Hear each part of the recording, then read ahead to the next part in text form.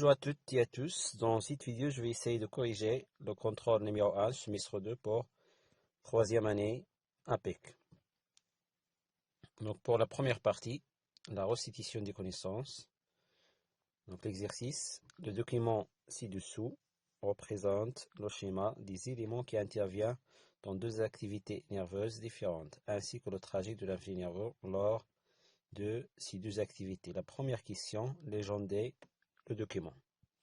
Donc, concernant la légende du document, l'élément 1, c'est le cortex cérébral. L'élément 2 représente l'aire motrice. Pourquoi? Parce qu'il est lié au muscle. Donc, c'est le centre nerveux moteur ou l'aire motrice. Numéro 3, c'est l'aire de sensibilité générale. Pourquoi? Parce qu'il est lié au récepteur sensoriel, exactement au mécanorécepteur. C'est pourquoi donc on a pu identifier l'aire de la sensibilité générale. L'élément 4 représente les fibres nerveuses sensitives qui conduisent l'information ou le message nerveux depuis le récepteur sensoriel vers l'élément 3, c'est-à-dire vers le centre nerveux sensitif qui est l'aire de sensibilité générale. Donc 3, l'aire de sensibilité générale. 4, c'est les fibres nerveuses sensitives. L'élément 5 lie le muscle à l'aire motrice. Donc il s'agit d'un conducteur moteur, exactement, c'est les fibres nerveuses motrices. Les fibres nerveuses motrices qui transportent l'influx nerveux moteur depuis l'aire motrice, l'élément 2, jusqu'à l'élément 9 qui est l'organe effecteur, c'est-à-dire le muscle squelettique. L'élément 6, c'est la moelle épinière. Nous savons que les fibres nerveuses motrices se trouvent à deux niveaux, au niveau de la moelle épinière et aussi au niveau des nerfs spinaux. Donc ici, exactement, l'élément 6, c'est la moelle épinière. Il faut savoir que la moelle épinière contient des fibres nerveuses motrices qui transportent l'influx nerveux moteur depuis l'aire motrice, l'élément 2, jusqu'à l'organe effecteur qui est le muscle, l'élément 9.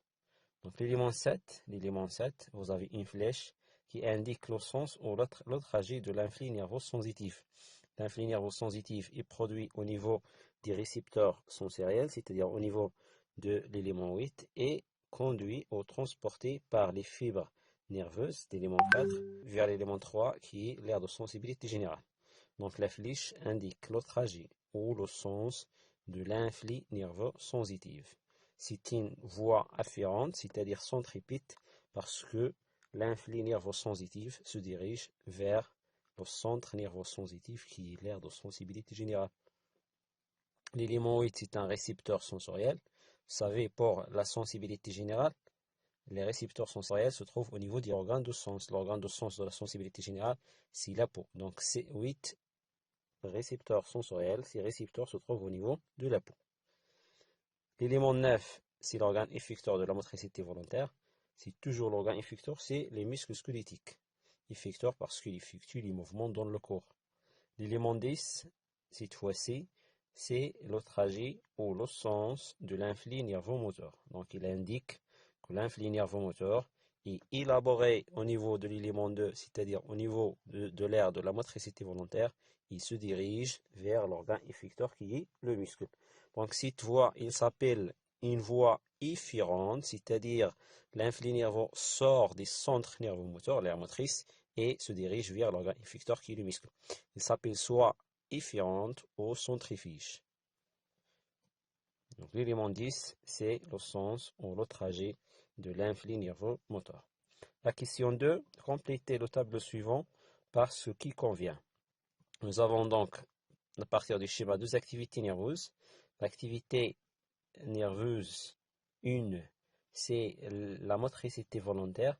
L'activité 2, c'est la sensibilité générale. Bien sûr, la sensibilité générale, c'est de la sensibilité consciente.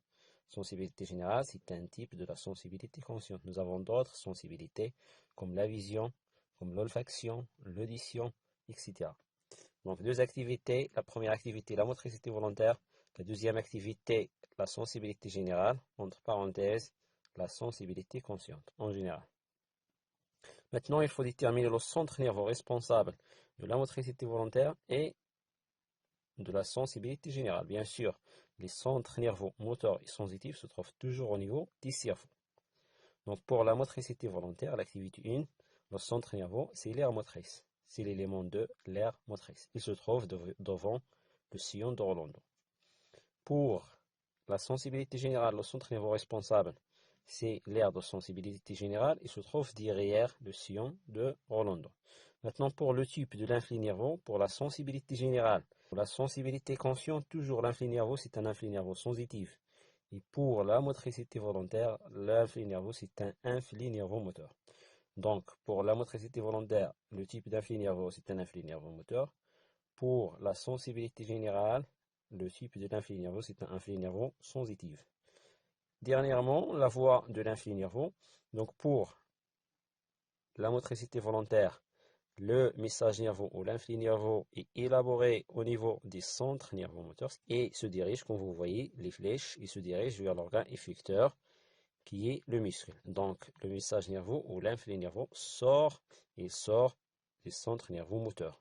Cette voie, on l'appelle une voie efférente. Donc, c'est une voie efférente ou centrifuge ou efférente. Maintenant, pour la sensibilité générale, le message nerveux ou l'influx nerveux sensitif est produit au niveau des récepteurs sensoriels et se dirige, comme vous voyez, par les flèches bleues, il se dirige vers le centre nerveux sensitif qui est l'aire de sensibilité générale. Donc, l'influx nerveux se dirige vers le centre. Cette voie, on l'appelle une voie afférente ou centripète. Donc, centripète ou afférente, c'est-à-dire l'influx nerveux se dirige vers le centre nerveux. Dans ce cas-là, c'est l'aire de sensibilité générale. Donc nous avons deux voies, une voie efférente pour la motricité volontaire. L'influx nerveux sort du centre nerveux et se dirige vers l'organe effecteur. Et une voie afférente pour la sensibilité générale. Le message nerveux ou l'influx nerveux est produit au niveau des récepteurs sensoriels et se dirige vers le centre nerveux qui est l'aire de sensibilité générale. On passe à la deuxième partie, le raisonnement scientifique.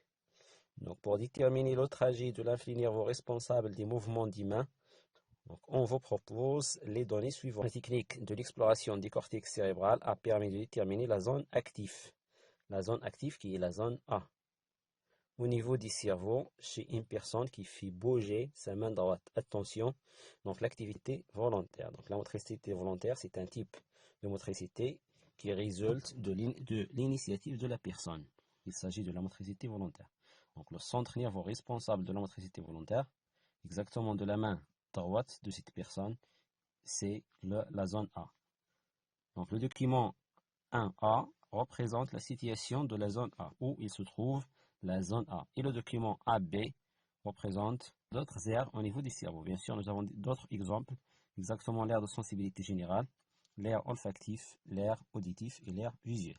Donc, nous avons la localisation des autres aires au niveau du cerveau dans le document 1B. La première question, déterminer l'aire du cerveau responsable des mouvements de la main. Bien sûr, puisque c'est un mouvement, donc c'est de la motricité qui résulte de l'initiative de la personne, donc il s'agit de la motricité volontaire. La zone du cerveau ou l'aire responsable de ce mouvement, de la motricité volontaire, donc c'est la zone A, l'aire qui se situe d'après le document 1A, il se trouve devant le sillon de Rolando. Donc l'aire qui se trouve devant le sillon de Rolando dans le document 1B, c'est l'aire motrice. Donc l'aire du cerveau responsable des mouvements de la main, c'est l'aire motrice. Donc la zone A égale à l'aire motrice. Il se trouve devant le sillon de Rolando. Deuxième question. Déterminer la nature de l'influx nerveux élaboré au niveau de cette aire, c'est-à-dire au niveau de l'aire motrice, toujours au niveau de l'aire motrice, où le type, la nature de l'influx nerveux pour la motricité volontaire, c'est un influx nerveux moteur. Donc la nature de l'influx nerveux élaboré au niveau de l'aire motrice, c'est un influx nerveux moteur. Déterminer l'organe effecteur de ce mouvement, bien sûr l'organe effecteur de mouvement dans tout le cours, c'est le muscle squelettique. Donc l'aire responsable, c'est l'aire motrice. La nature de l'influx, c'est un influx nerveux moteur. L'organe restricteur de ce mouvement, c'est les muscles squelettiques. L'influx nerveux, la suite de l'exercice. L'influx nerveux produit au niveau de la zone A, c'est-à-dire au niveau de l'aire motrice, est transporté vers les muscles de la main. Les muscles, bien sûr, c'est l'organe effecteur. Cet influx nerveux passe à travers le bulbe rachidien et la moelle épinière, puis à travers le nerf rachidien. On dit nerf rachidien ou nerf spinal. C'est la même chose. Avant d'arriver au muscle, pour déterminer la racine du nerf rachidien, à travers laquelle passe l'influx nerveux, vers les muscles de la main. Donc, à propos du nerf rachidien, il a deux racines. Une racine postérieure qui s'appelle aussi une racine dorsale et une racine antérieure qui s'appelle aussi une racine ventrale.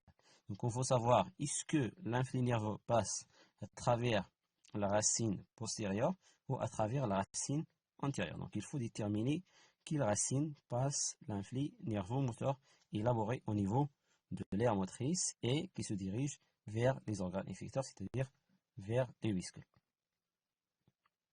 Donc, on a réalisé des expériences de section.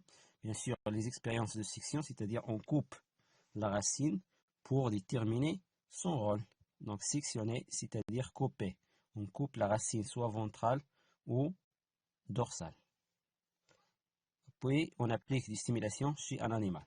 Au niveau de cette racine, du nerf rachidien. Le document représente les conditions et les résultats de l'expérience. Donc, la première question, d'écrire l'expérience et analyser ses résultats. Donc, pour répondre à cette question, il faut d'abord décrire l'expérience. Vous avez l'expérience sur le document. Nous avons deux expériences, expérience 1 et expérience 2. Donc, pour l'expérience 1, nous avons la section, c'est-à-dire on coupe la racine antérieure du nerf rachidien, puis on applique une stimulation efficace. Une stimulation efficace, c'est-à-dire une stimulation qui est capable de produire, de générer une réponse au niveau des muscles. Pour l'expérience 2, on coupe cette fois-ci la racine dorsale, ou il s'appelle aussi la racine postérieure, puis on applique une stimulation.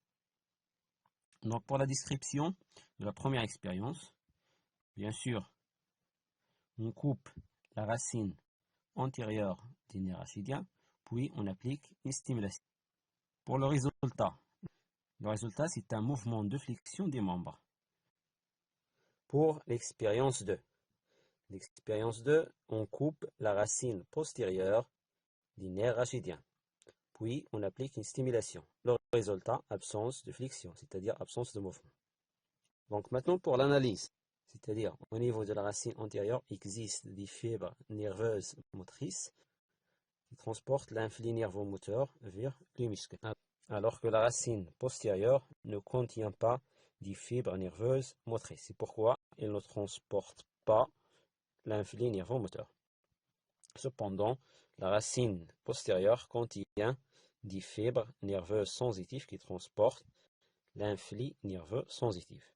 En conclusion, la racine antérieure des nerfs rachidiens contient des fibres nerveuses motrices qui transportent l'influx nerveux moteur depuis la moelle épinière vers l'organe effecteur qui est le muscle. Alors que le rôle de la racine postérieure, il contient des fibres nerveuses sensitives qui transportent l'influx nerveux sensitif depuis le récepteur sensoriel vers la moelle épinière. 3. À partir des résultats de ces expériences, montrer que l'influx nerveux produit au niveau de l'aire motrice, c'est-à-dire au niveau de la zone A, passe à travers la racine antérieure des nerfs rachidiens. Bien sûr, l'influx nerveux produit élaboré au niveau de l'aire motrice, c'est un influx nerveux moteur.